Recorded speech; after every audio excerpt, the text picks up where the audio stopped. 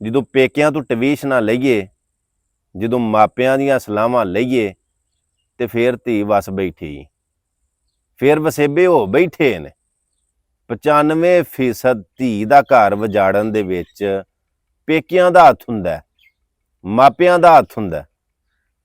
ਮਾਪੇ ਚਾਹੁੰਦੇ ਨਹੀਂ ਕਿ ਸਾਡੀ ਧੀ ਉਜੜੇ, ਲੇਕਿਨ ਟਿਊਸ਼ਨਾਂ ਦੇਣੀਆਂ, ਡਿਕਟੇਸ਼ਨਾਂ ਦੇਣੀਆਂ, ਇੰਜ ਕਰੀ, ਉੱਥੇ ਜਾ ਕੇ ਇੰਜ ਕਰੀ, ਉੱਥੇ ਜਾ ਕੇ ਇੰਜ ਕਰੀ।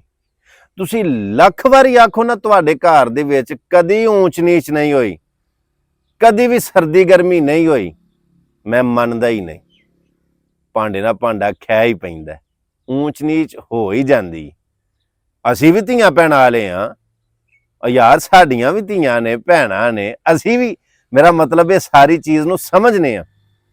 ਕਰਨਾ ਕੀ ਹੁੰਦਾ, ਵਸੇਬੇ ਵਾਸਤੇ ਟਿਪ ਕਿਹੜੀਆਂ ਨੇ ਉਹ ਮੈਂ ਤੁਹਾਨੂੰ ਦੱਸਣਾ। ਪੱਲੇ ਬੰਨ ਲਓ, ਕਦੇ ਜ਼ਿੰਦਗੀ ਦੇ ਕਿਸੇ ਮੋੜ ਤੇ ਤੁਹਾਨੂੰ ਮੇਰੀ ਗੱਲ ਯਾਦ ਆਏਗੀ।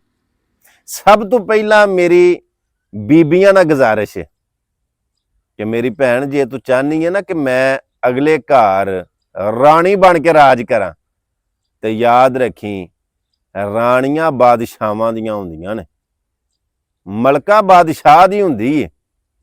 ਜੇ ਤੂੰ ਚਾਹਨੀ ਹੈ ਕਿ ਮੈਂ ਅਗਲੇ ਘਰ ਮਲਕਾ ਬਣ ਕੇ ਰਾਜ ਕਰਾਂ, ਤੇ ਫਿਰ ਆਪਣੇ ਖਾਮੰਦ ਨੂੰ ਇੱਜ਼ਤ ਦੇ, ਰਿਸਪੈਕਟ ਦੇ, ਬਾਦਸ਼ਾਹ ਬਣਾ।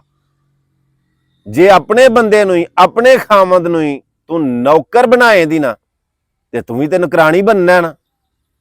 ਉਹ ਰਾਣੀਆਂ ਮਲਕਾ ਨੌਕਰਾਂ ਦੀਆਂ ਨਹੀਂ ਹੁੰਦੀਆਂ।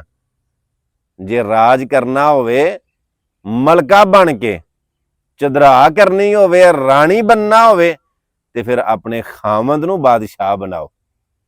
ਪਿੱਛੋਂ ਭਾਵੇਂ ਭਰਜਾਈਆਂ ਨੇ, ਭਾਵੇਂ ਭੈਣਾਂ ਨੇ, ਭਾਵੇਂ ਮਾਸੀਆਂ ਨੇ, ਭਾਵੇਂ ਮਤਲਬ ਕੋਈ ਵੀ ਰਿਸ਼ਤਾ, ਲੱਖ ਪੱਟੀਆਂ ਪੜਾਏ, ਉੱਥੇ ਜਾ ਕੇ ਇੰਜ ਕਰੀ, ਇੰਜ ਟੰਗੀ, ਉਹਨਾਂ ਨੂੰ ਇੰਜ ਸੈੱਟ ਕਰੀ, ਤੇ ਯਾਦ ਰੱਖਿਓ ਫਿਰ ਵਸੇਬੇ ਨਹੀਂ ਹੁੰਦੇ, ਫਿਰ ਗੁਜ਼ਾਰੇ ਨਹੀਂ ਹੁੰਦੇ, ਫਿਰ ਅੱਗੇ ਨਹੀਂ ਚੱਲਿਆ ਜਾਂਦਾ।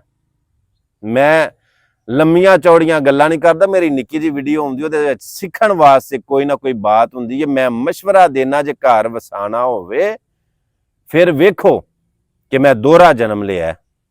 ਮੈਂ ਨਵੇਂ ਸਿਰੇ ਇੱਥੇ ਜਦੋਂ ਮਤਲਬ ਆਪਣੀ ਜ਼ਿੰਦਗੀ ਦਾ ਆਗਾਜ਼ ਕੀਤਾ, ਫਿਰ ਉਹ ਆਦਤਾਂ ਜਿਹੜੀਆਂ ਸ਼ਾਦੀ ਤੋਂ ਪਹਿਲਾਂ ਪੇਕਿਆਂ ਦੇ ਘਰ ਮੇਰੀਆਂ ਸਨ, ਉਹ ਆਦਤਾਂ ਮੈਨੂੰ ਬਦਲਣੀਆਂ ਪੈਣੀਆਂ।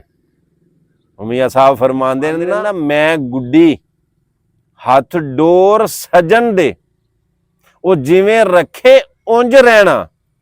ਸ਼ਰੀਅਤ ਦੇ ਵਿੱਚ ਵਾਜਬ ਨਹੀਂ ਮੰਦਾ ਖਸਮ ਨੂੰ ਕਹਿਣਾ।